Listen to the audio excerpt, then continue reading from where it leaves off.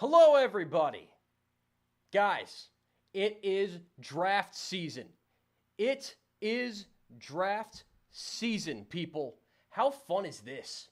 We are less than 24 hours away from the first round of the NFL draft, and my mock draft has completely lost all meaning whatsoever because of trades.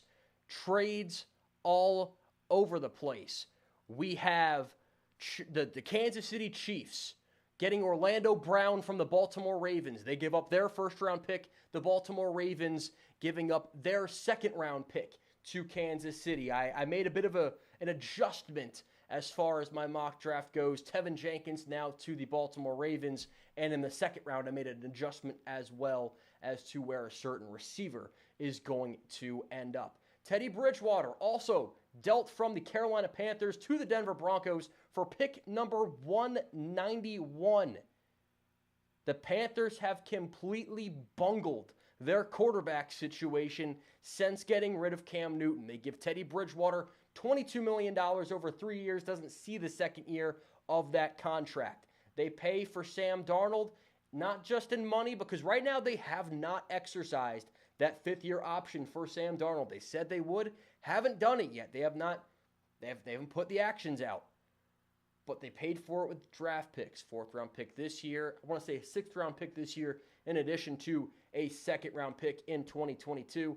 And as a Jets fan who's watched him for the last 3 years, I just don't think that he is the guy. But the Broncos, less likely to go quarterback in round one. It could still happen. Maybe the Panthers take a quarterback in round one. It's the NFL draft. Who would have thought the Packers would have taken a quarterback last year? Nobody with their right mind. And that includes Packers management. You shouldn't have done that. You definitely shouldn't have picked Jordan Love, who wasn't a first-round prospect anyway. But we're not here to talk about stank-ass Jordan Love. That's not what we're doing. We're here to talk about the front seven guys on the defensive side of the football, the edge rushers, the defensive tackles, the linebackers, and the second round of my 2021 NFL mock draft, which certainly means nothing now. We're still going to talk about it because I like talking about these guys, these fits, and as Chris Rock once said, you never know. All right, let's get to the edge rushers. I'm not in lockstep with the scouting community on these guys. I'm just not. I don't try to fit in, but I don't try to be a contrarian either. That's not my goal. My goal is to just document how I feel based off the tape, traits, injury, all of that stuff, melt it all together, and at the end, when we take everything out of the oven, analyze what I see. So this is just my unfiltered opinion.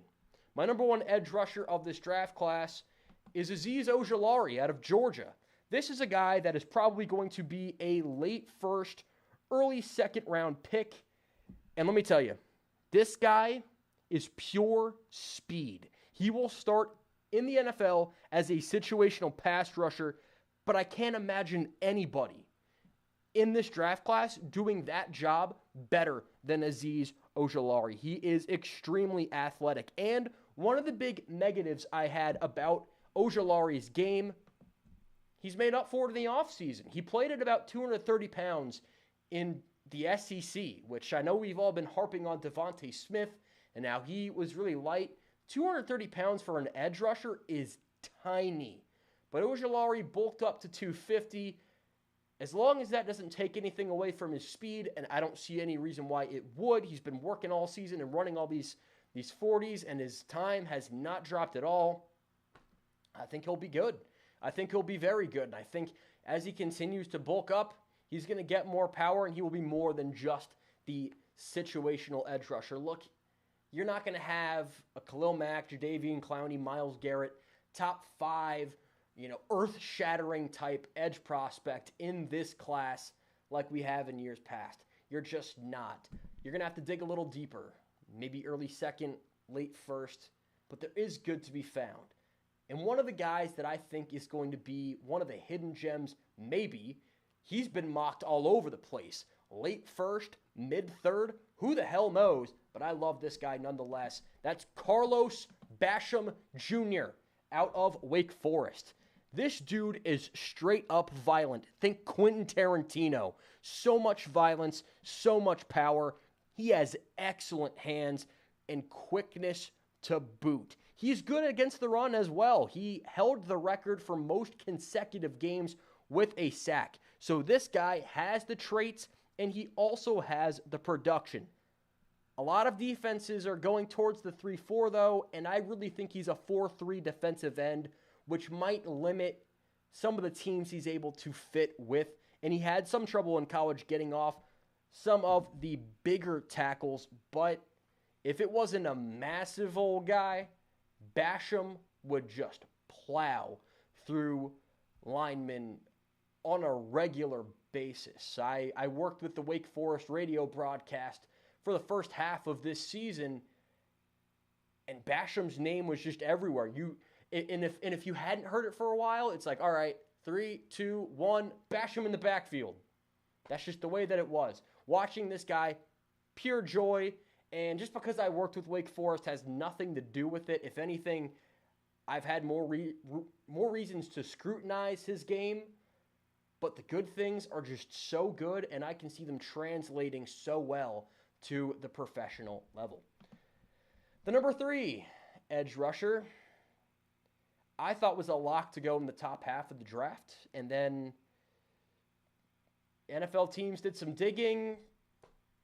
The news was right there the whole time, but let's get into it. Edge rusher number 3 is Jaelan Phillips. Let's go ahead and start off with why he might slip. You might be hearing Mel Kiper, Todd McShay, whoever you listen to, talking about why, man, this guy's been the number 1 guy on my big board for about 15 picks now. He had 4 concussions at UCLA. He was a member of the Bruins before he transferred to Miami, which caused him to medically retire from the game, and that's something that could definitely cause him to drop down draft boards. Now, putting the injury history aside, this guy is incredibly versatile. He can play as a 3-4 outside linebacker or put his hand in the dirt as a 4-3 defensive end. Very quick, high effort, high motor player, and the production and the traits, they're both there. He'd probably be a top half of the first round kind of pick if it weren't for the injury history. I had him going to the Vikings, I think at number 13 in the first round of my mock draft that I did on Friday, and I still want to hold to that. I think Phillips will be a first-round pick, but don't be shocked if he's somebody that you hear about dropping due to injury history, and if he can stay healthy, he can be a big steal in day 2. I hope he doesn't drop that far, though, because I think he has round 1 talent, and we'll see what happens. Edge number 4. This guy. Traits meet production, he is not. But some of these traits are going to make defensive coordinators pound the table so that they can get Jayson Oweh into the building. You look at this guy, he doesn't really look like an edge rusher. He looks more like a linebacker or a really, really built safety. He's 6'5", 257 pounds, so he definitely has the frame, but he runs a 4.37 as an edge rusher. A 4.37. That's ridiculous. There are receivers that do not run that. Why is he edge number 4? This guy is he didn't get a single sack in 2020. Not a one. And he wasn't an opt-out. He lacks some of the instincts of other edge rushers. He's very raw. And so you could see a defensive coordinator, defensive line coach saying, let me coach this guy up and make him the next raw talent that ends up being Jason Pierre-Paul. I want that opportunity. Let's bring him in mid to late first. But you can also see, again, it only takes one team. If every other team thinks you're a second-round quarterback, but one team thinks you're worth the number 3 overall pick of the draft, and they have that pick, congratulations, Mac Jones, you're going 3rd overall. Only takes one. So Jayson Oweh could be the first edge off the board because somebody is saying, I want those traits and I want them now.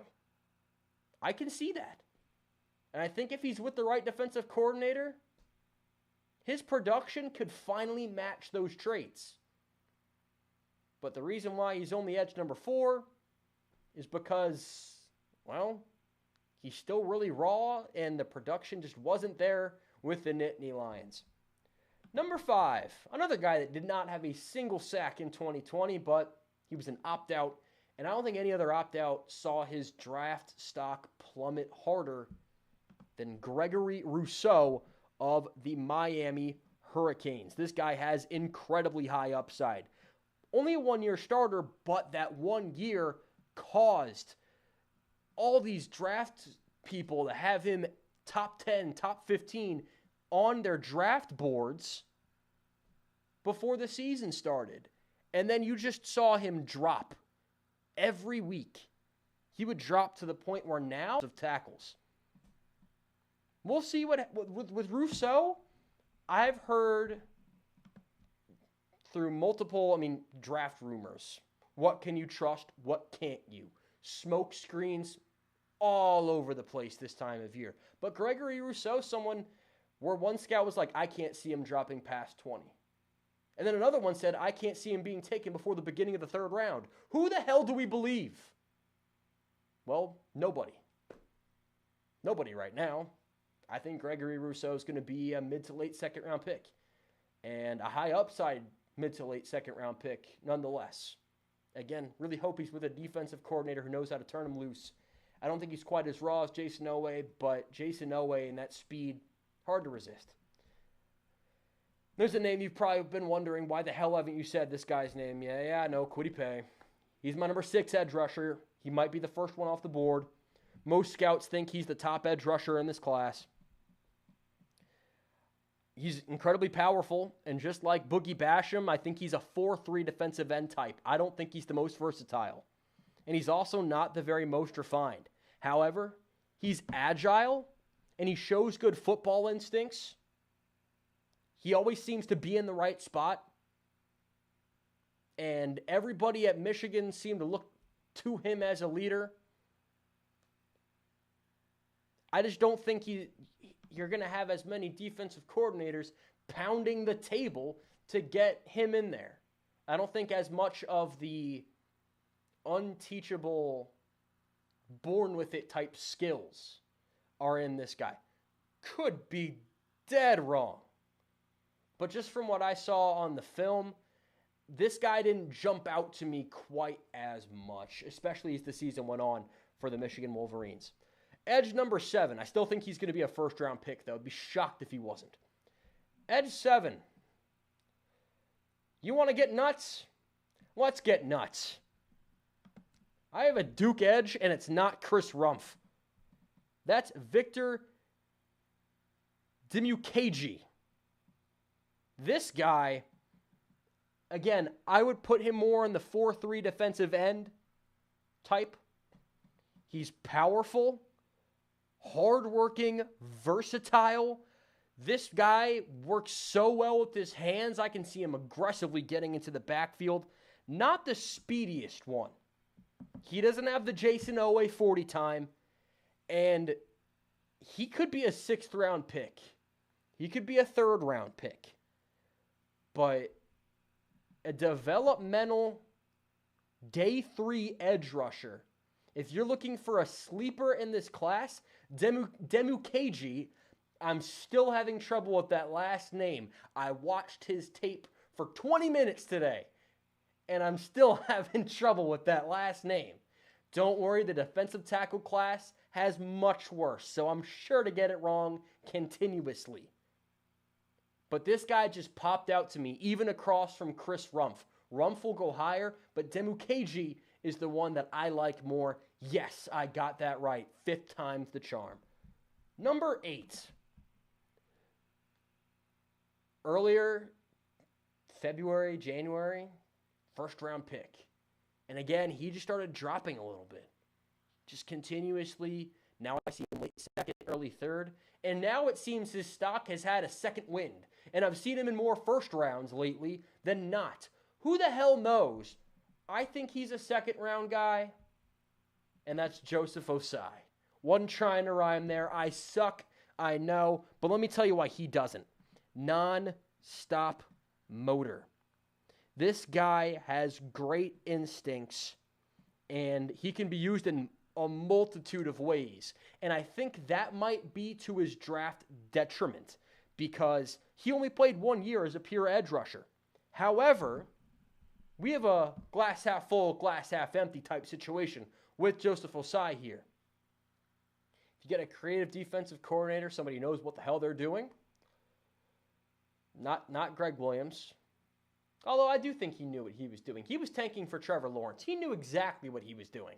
He knew he wasn't going to win with Adam Gase. Good work, Greg. You almost got us there. He could play 3-4 edge rusher. He could play 4-3 linebacker. You can use him in a multitude of ways, especially if there's injury problems.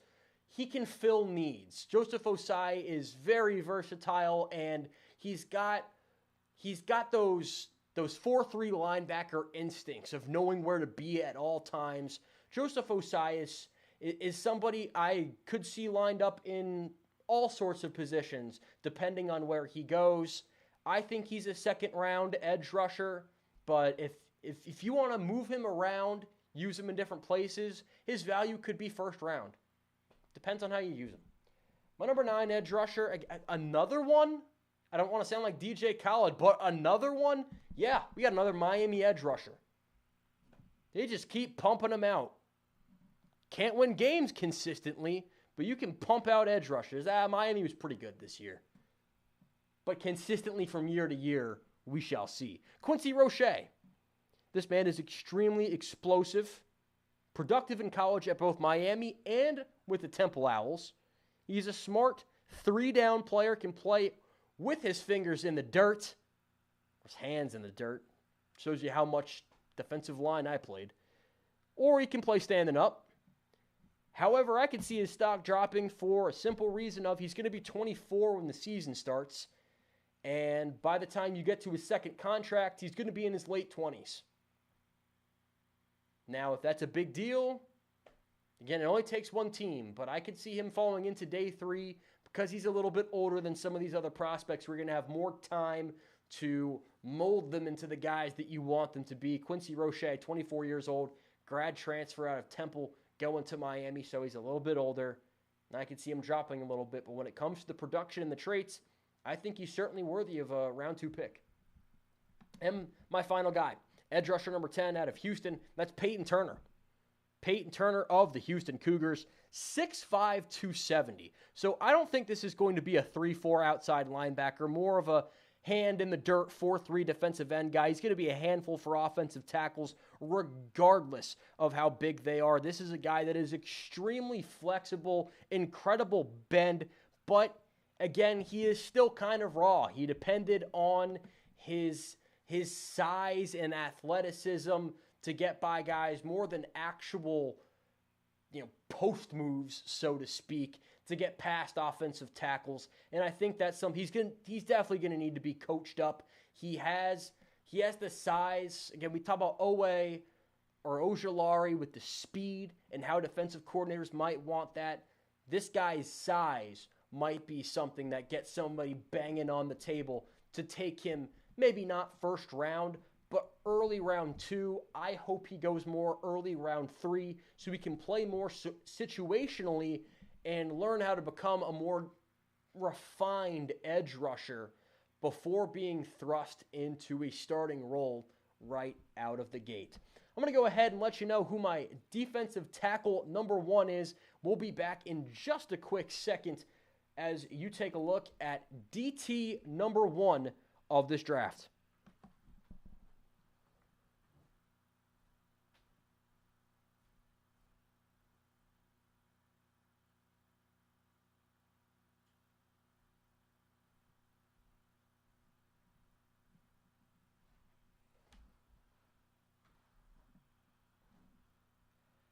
I want you to look at this guy. He looks like an edge rusher, right? The way he's coming off the line right now, looking like an edge rusher, that's my DT number 1, Christian Barmore. 3-4 defensive end, or he could be a 4-3 defensive tackle. I wouldn't put him as a nose tackle type guy. He had 8.5 sacks last year in the abbreviated season that the SEC had. Extremely violent and extremely strong.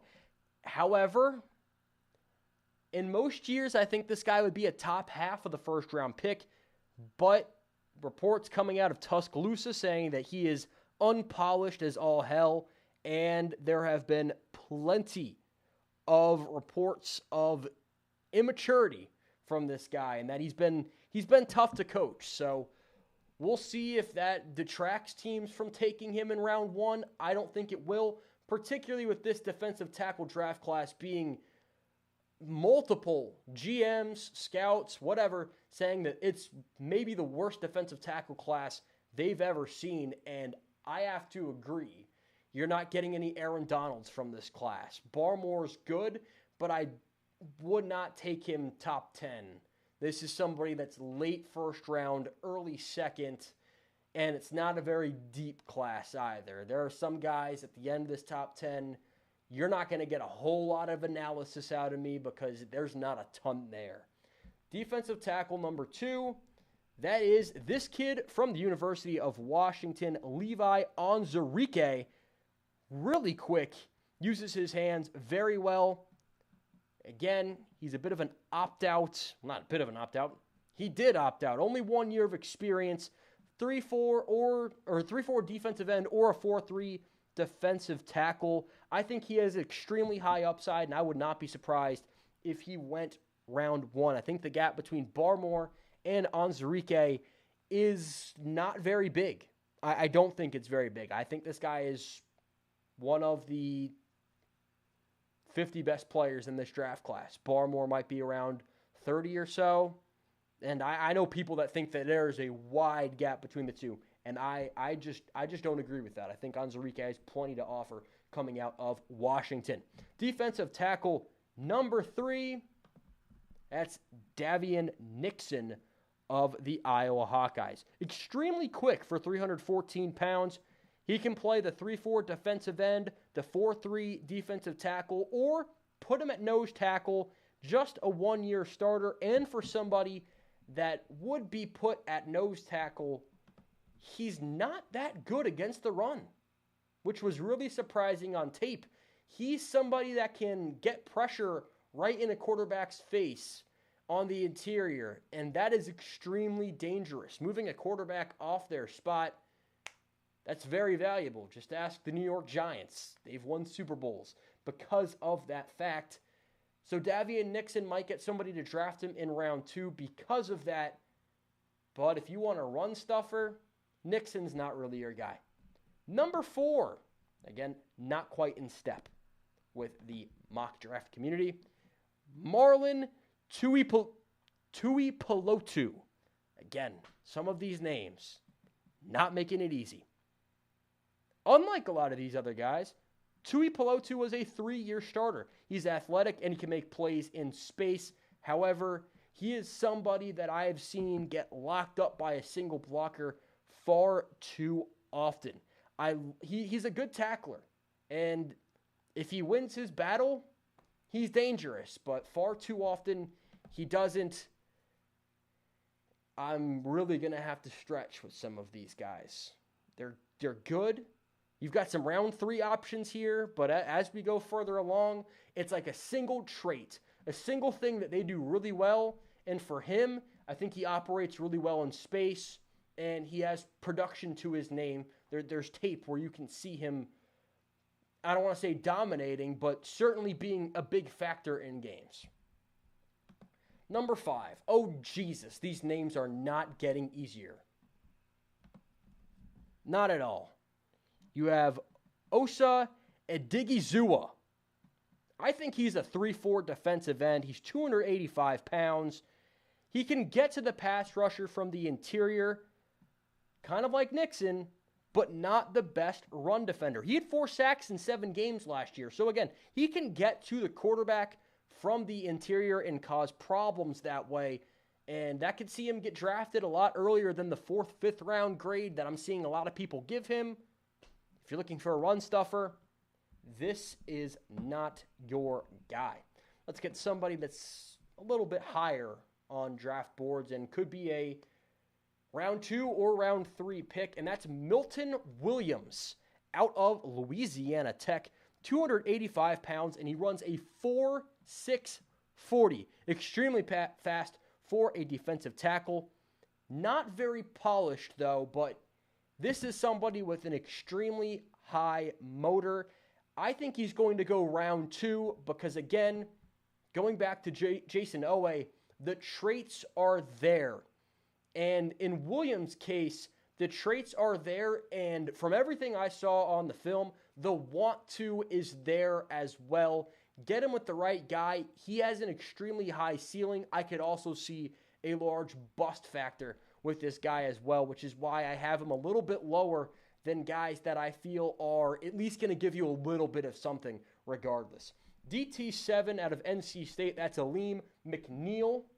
This guy is a 320-pound mauler, and he can play at nose tackle or in the 3 technique. He tries to win solely off of power, though, and he will be a 2-down player in the National Football League. Let's move to defensive tackle number 8, and that's Jay Tufele.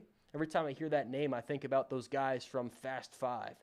Jay Tufele sat out 2020 due to COVID, another guy that was probably an early round 2 pick. Now he's probably late round 3. The opt-out might have really hurt his stock. He's a disruptor in the ground game. Not the most in the pass game and not the best at diagnosing plays, but we've talked a lot about not really being a lot of run stuffers. McNeil can be a run stuffer, and Tufele also can as well. Defensive tackle number 9, that's Tyler Shelvin out of LSU. He can win against the run, but he gives you nothing against the pass. He is a space eater. He has great hands, but just like Jayson Owek, there's really a stunning lack of production. He can get you 1-2 yards, but as far as tackles for loss or sack goes, Tyler Shelvin really not going to give you too much. Some of the traits are there, the size is there, the power's there, but the lack of production is a little bit puzzling. And at defensive tackle number 10, Tommy Togiai out of Ohio State. Sorry, the Ohio State, whatever the hell you want to call it. That's my number 10 defensive tackle. Again, like I said, stretching a little bit. It's not a good defensive tackle class. And if no one went round 1, I wouldn't be shocked. If 2 went round 1, wouldn't be shocked. It's the NFL draft. Don't be shocked. That's the message of the day. All right, let's get into some linebackers, shall we? All right, linebacker number 1, this is going to surprise absolutely nobody. Not going for hot takes, not going to be the contrarian.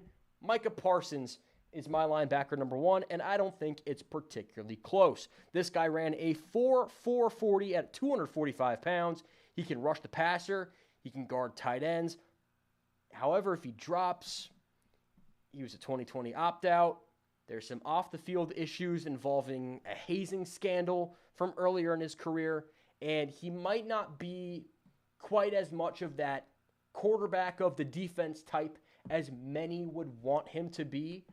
But everything from meetings with picks, with teams, with picks in the top 10 would make you think this guy is going to be a top 10 pick. And if the Dolphins trade back or the Lions trade back, I think Parsons is going to be the guy. If there's a surprise top 10 pick, Parsons could be it. If the Falcons go Parsons at 4, I'd be stunned. But I wouldn't completely rule it out. Okay, I kind of would. I think he's going to go more mid-teens. But I think the ability and everything is there for him to be a top 5 pick. Maybe less tape, off the field stuff. Could keep a team from pulling the trigger on that. LB number 2, you want to talk about me being a contrarian? I don't think this is contrarian at all, because I believe this wholeheartedly. And camera, look at me. This is why I want to do this, because tweets are cool, but I want to look back and know what I felt about something. Jeremiah Owusu-Koramoah is not my linebacker 2, and he almost wasn't even my linebacker 3. Spoilers for linebacker 3. Nope.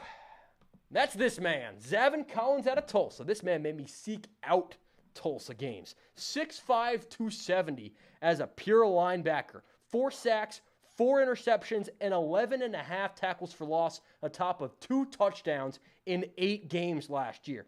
This man was the best defensive player in college football last season. He has great range. He's physical at the line. He can play all over the field. I wouldn't be shocked if he's looked at as more of an edge rusher. If he is, he's the best damn edge rusher in this class.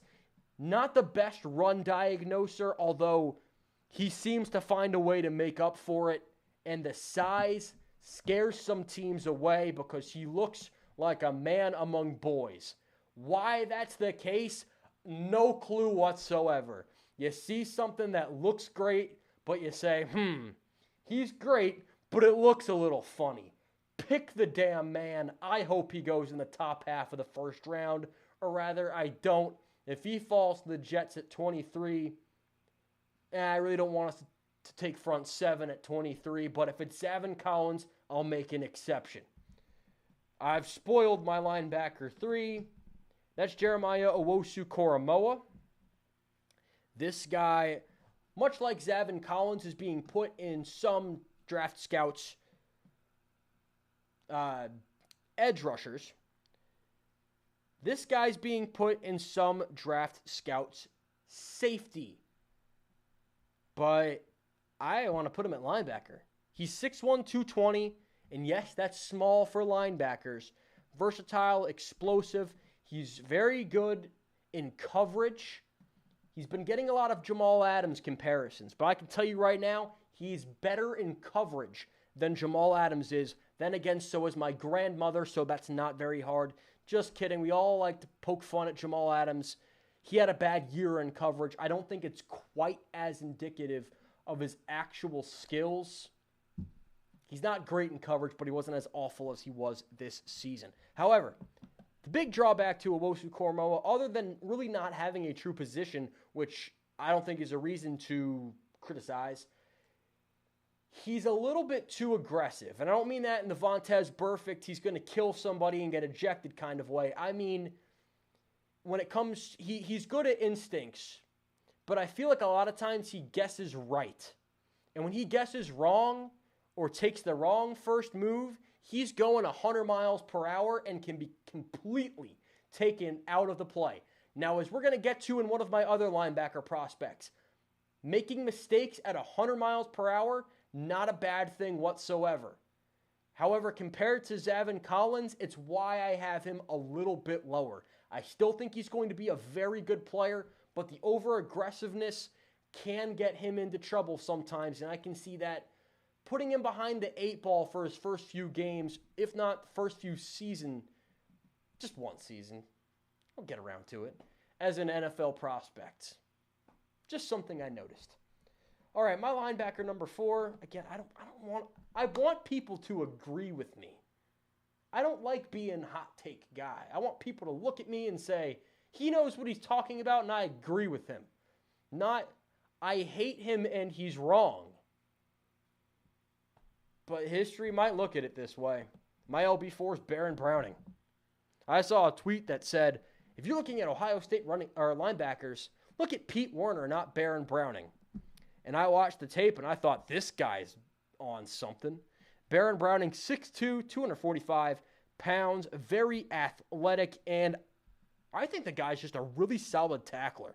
Great in coverage as well, but just like Mical Parsons might be, I don't see him being the quarterback of the defense type. He's not the diagnose and calling out things at the line type of guy. And if you're looking for that out of a pure 4-3 linebacker, Browning's not going to be it, but I think all of the production is there. I really like him in coverage. He's got the size to be able to go and make plays in the hole from day one.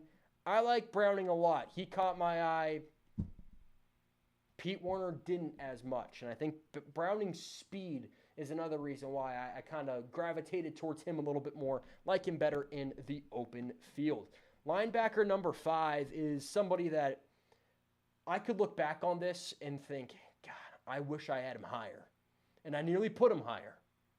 Probably should have put him higher, but I didn't. And that's Jamin Davis out of Kentucky. He is 6'3", 235. He's a 3-down linebacker. He's not coming off the field. Great in coverage, closes on tackles very well, extremely athletic. But he's also another one of these guys that he's not the best at diagnosing plays. He's somebody who's caught off guard a lot, and he only has 11 starts, so there's very limited tape of this guy. Jamin Davis is somebody that I think could become a linchpin of a defense. But some of the stuff that I saw where he was taken out of plays pretty easily, it does concern me. When he's in plays, you notice, and Jamin Davis was the best player on Kentucky's defense last season without question. We'll see what becomes of him. I think he could be a day 1 starter. He could be a round 1 pick. That wouldn't shock me at all. Linebacker number 6, this guy has had an interesting career. I never thought I'd be here saying this.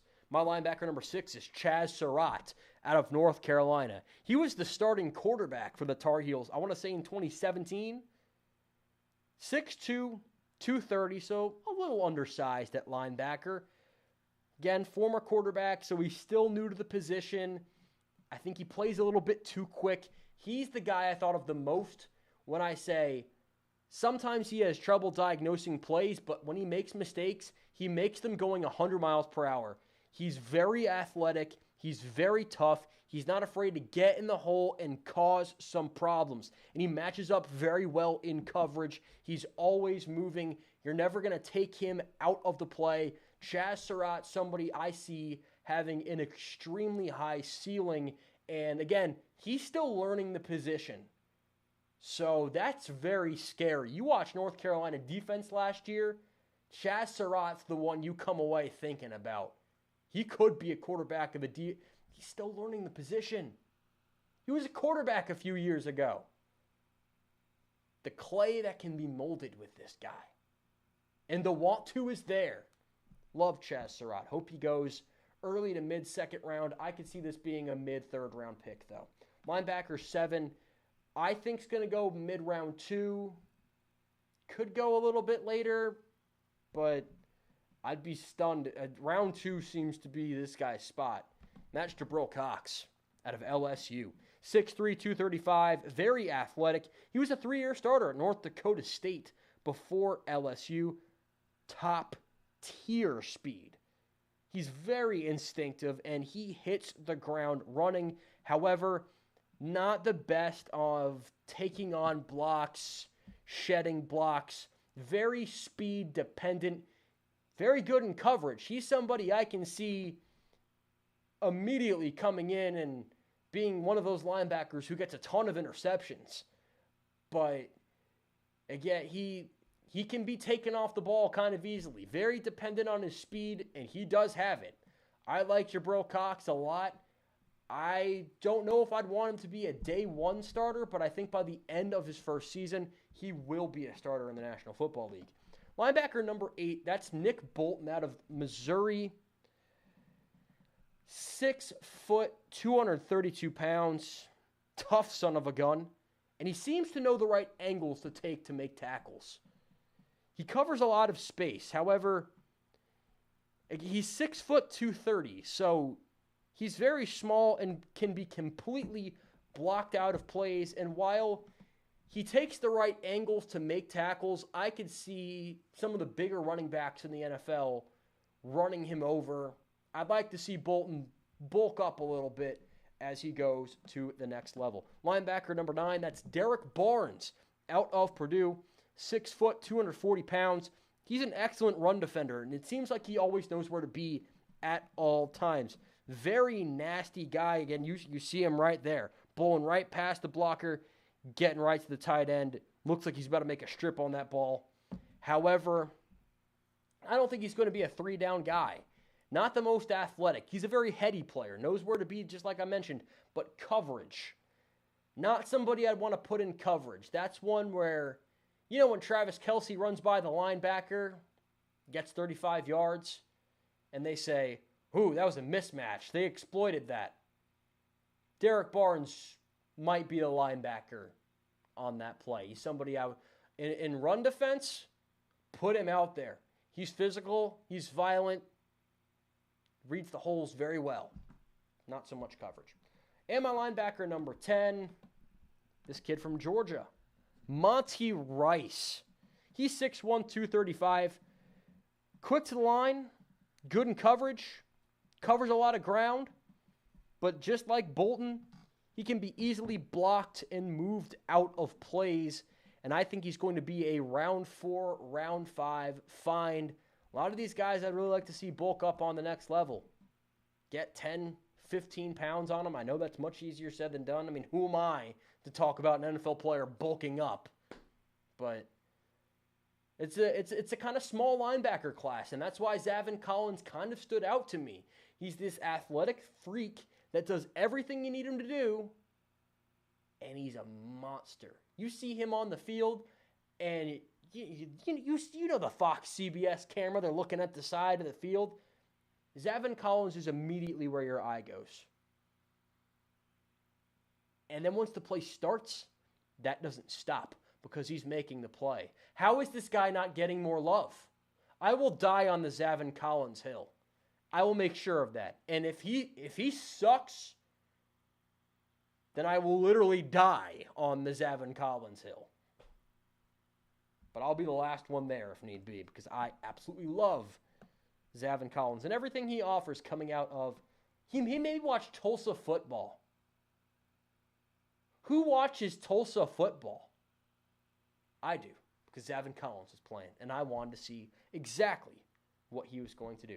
All right, I'm going to put up my 33rd pick of the NFL draft. I'll be back in just a second to talk about why this man right here is the number 33 overall pick, first pick of day 2. Why could end up being a round 1 pick if some of the reports are true. Don't trust the reports. Why did I even mention that? The reports are all garbage. It's all smoke screens. But I can see them maybe being true for this. Be back in a second.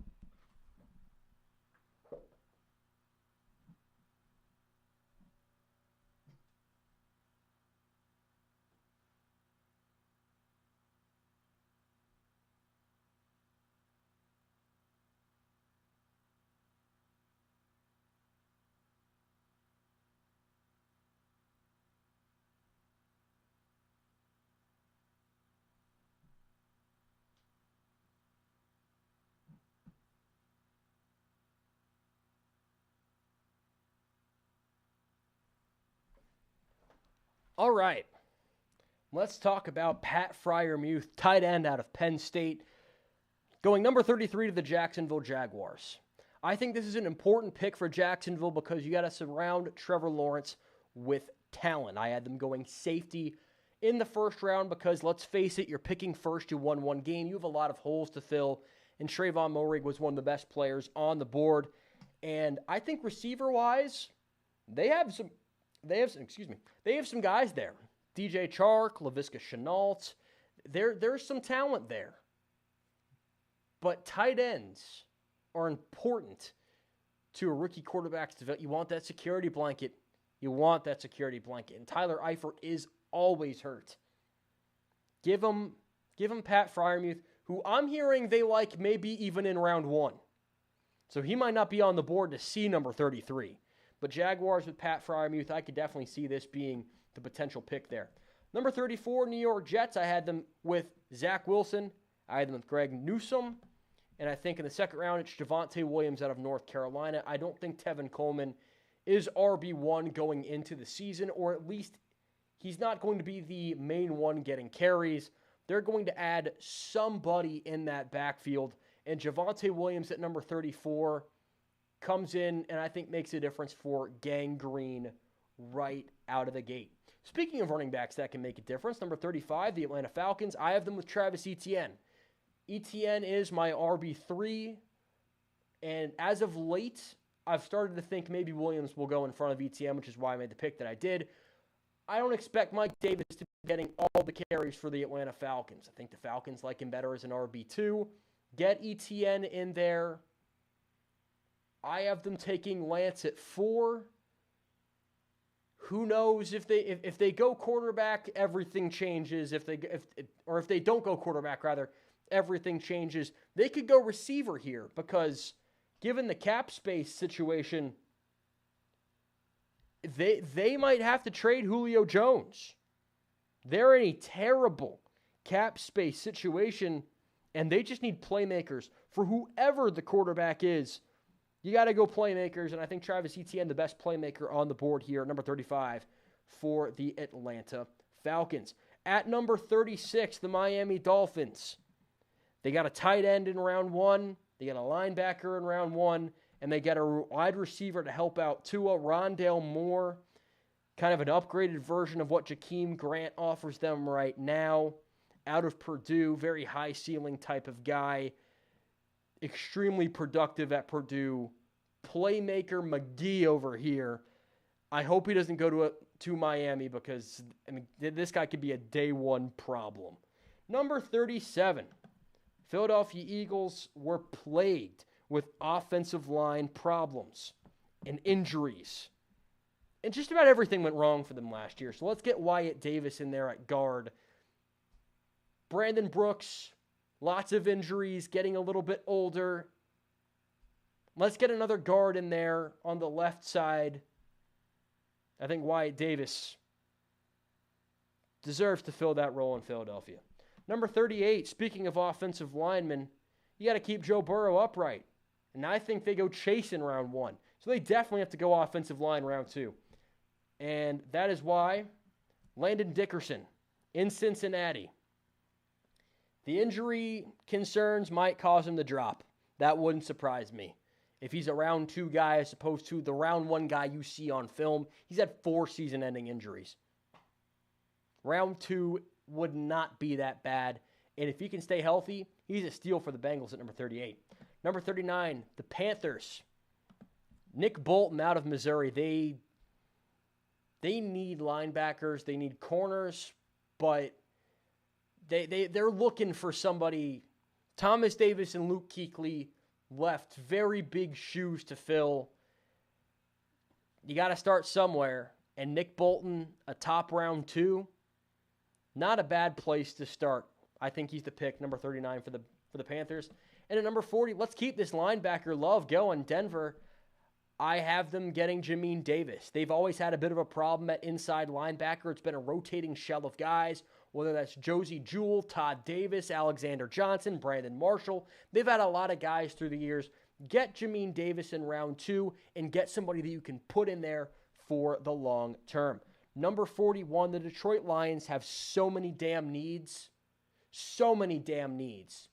Let's get somebody who can create pressure up the middle. Yeah, that's right. I think that this is the pick for the Lions. I have Levi Onwazurike of Washington.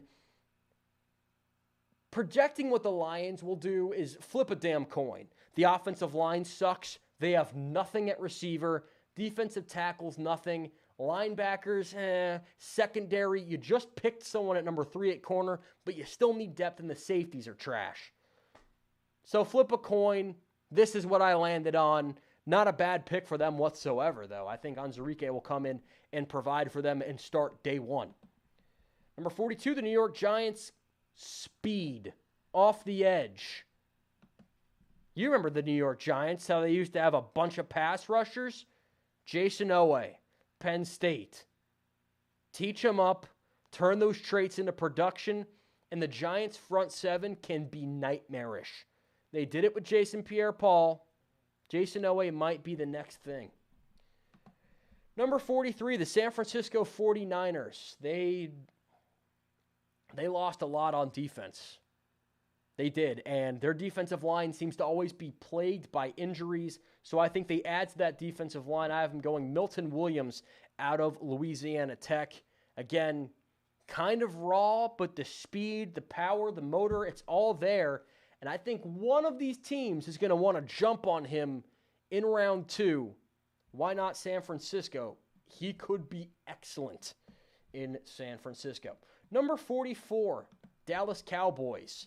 The offensive line that was just rock solid steady for so long, it's getting older. So you gotta start drafting some replacements. You already got your corner with Surtain. Let's get Samuel Cosmi of Texas there. Maybe he can be the left tackle when Tyron Smith is gone, because as great as he is, his health is deteriorating and he's been in the league for 12 seasons. Speaking of offensive tackles, you draft Trevor Lawrence, protect Trevor Lawrence. Jaguars, I have them snagging Alex Leatherwood out of Alabama. I could see him dropping a bit. There are offensive tackles whose names have started to pick up more buzz, and Leatherwood's hasn't quite been one of them. Haven't heard as much buzz about Leatherwood lately, but I still think he's at least a mid-second round guy. I think Jacksonville recognized that as well. Number 46, the Patriots. Their secondary has depth on the corners, but I think their safeties could use a little bit of some upgrades there. Enter Richie Grant from UCF. He comes in, and I think he's a day one starter for the New England Patriots. Number 47, the Los Angeles Chargers. You got an offensive tackle in Rashawn Slater. Now you continue to help Justin Herbert, getting him some more help outside. This isn't the pick that I would make, but I think he goes a little bit earlier than people expect. That's Nico Collins, wide receiver out of Michigan. I think Jalen Guyton's a good receiver, but they need more depth outside. If Freiermuth's there, maybe they go Freiermuth, but I don't think he'll be there. Nico Collins for the Los Angeles Chargers. Continue to give Justin Herbert all the help and support that he needs, because he's proven that he can win without it. Get him the help he needs. Chargers could be a playoff team next year. Las Vegas Raiders. Dude, you just got to pick defense or offensive line. Really just don't miss. That's the biggest problem. The Raiders have been missing on everything lately. They've had plenty of picks. I think they go Joseph Osai, edge rusher out of Texas. You pick somebody that can win on the edge. You can put him at linebacker if you need to. You're trying to fill holes. Pick somebody that can maybe fill two when needed to. Number 49, Arizona Cardinals. Again, let's keep this linebacker love going. The Cardinals going Jabril Cox. They added some of the beef in the offseason with J.J. Watt. Let's get some more speed at linebacker. I think Jabril Cox will make a fantastic addition to the Arizona Cardinals. And again, I can't see this guy leaving round 2. Cardinals could go receiver here, but I think they want to continue to add to that defense. Number 50, the Miami Dolphins. Penei Sewell could be the pick at top round 1 for them. They could go with somebody like Darisaw or Jenkins in the middle of round 1, but they're going to go offensive tackle at some point, and I have them going Dylan Redun's middle of round 1, or rather in round 2 at pick 50. He might not slip this far, but there's a lot of good offensive tackles. One of them is going to slip either into round 3 or late into round 2, and whoever takes them is going to be really lucky. Dylan Redun's in Miami. Move Robert Hunt to right guard. Put him at left or right tackle. Austin Jackson, figure that situation out. Improve the offensive line for Tua. Number 51, the Washington football team. Do they go quarterback here? No. I think they continue to improve the wide receiver core, and they add Elijah Moore. Yes, they have Terry McLaurin. They have Curtis Samuel, and they have some guys behind, but I think they want to continue to add depth to that group. And Elijah Moore, somebody that could go round 1. They see an opportunity that's too good to pass up, and they take him at number 51. Number 52, the Chicago Bears. Again, they need offensive line help. They could go quarter. They could go corner. Could go defensive tackle.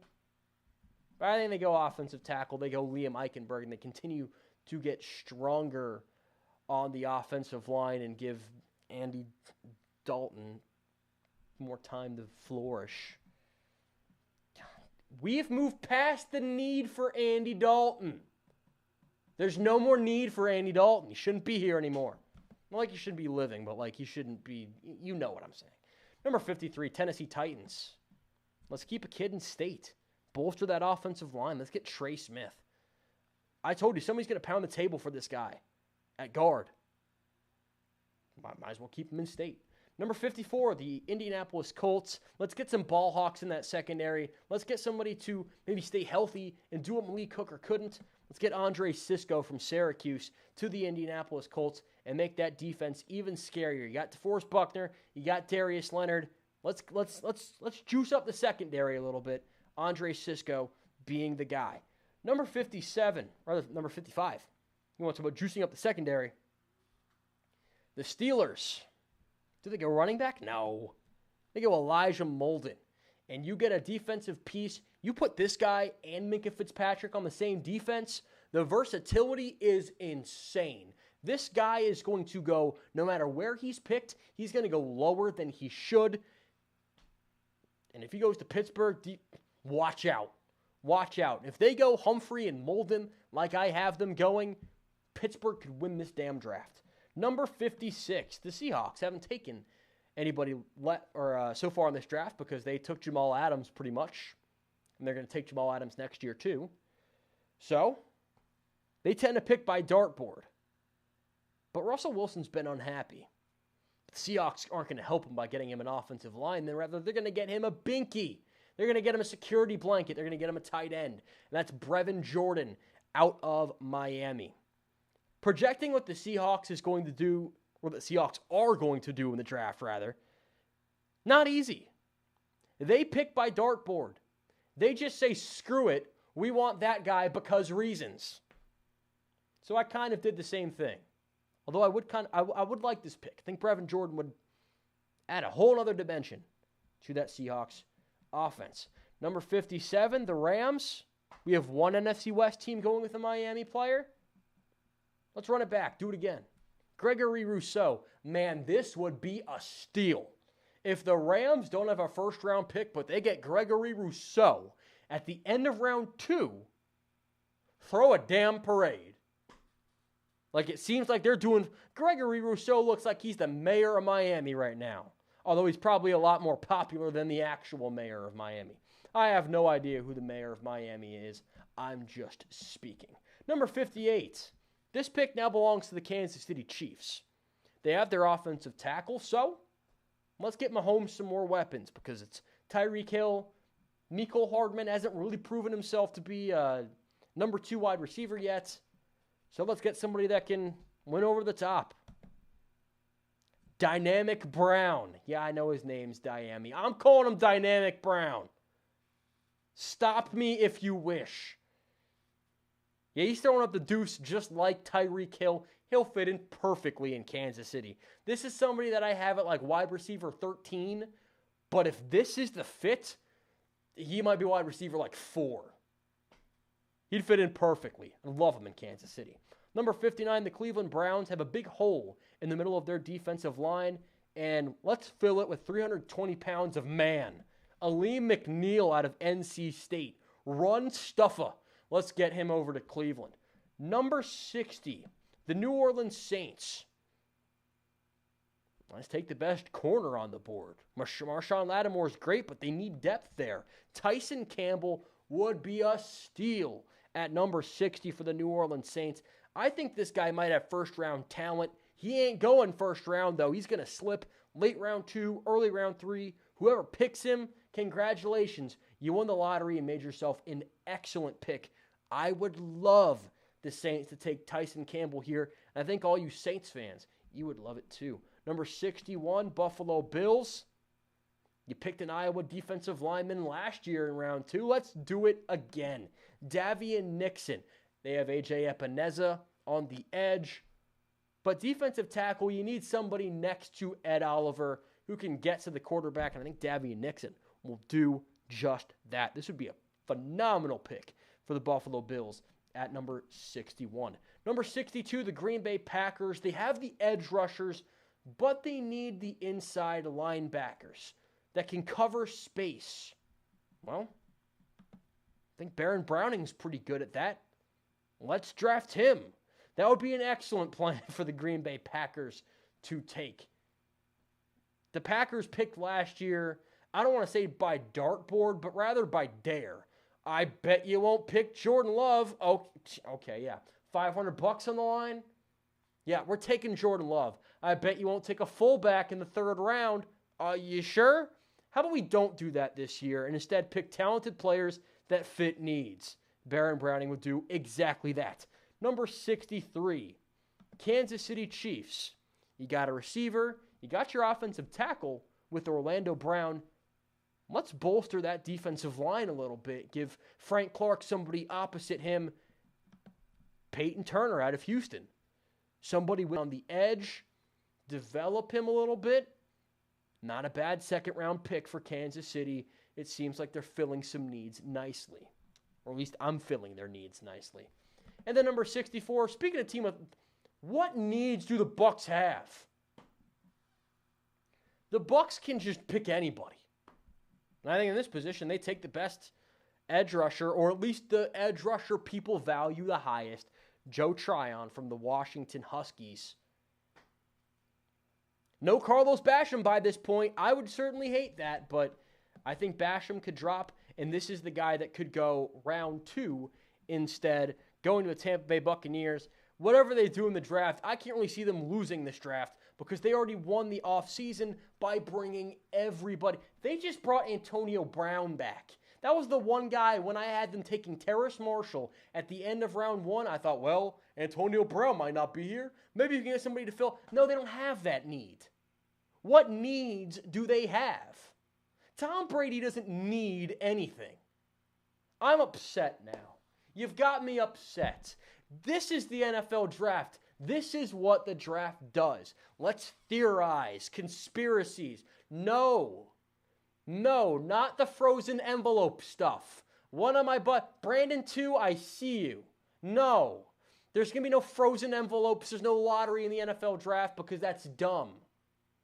Although they might have found a way to get the Jets' Trevor Lawrence. So maybe it's not that dumb and we should have done it anyway. Who the hell knows? We're one day away from the NFL draft. Are you pumped? I'm pumped. Let's get pumped. Let's be pumped. Tomorrow, I'm pretty much covering the draft all day.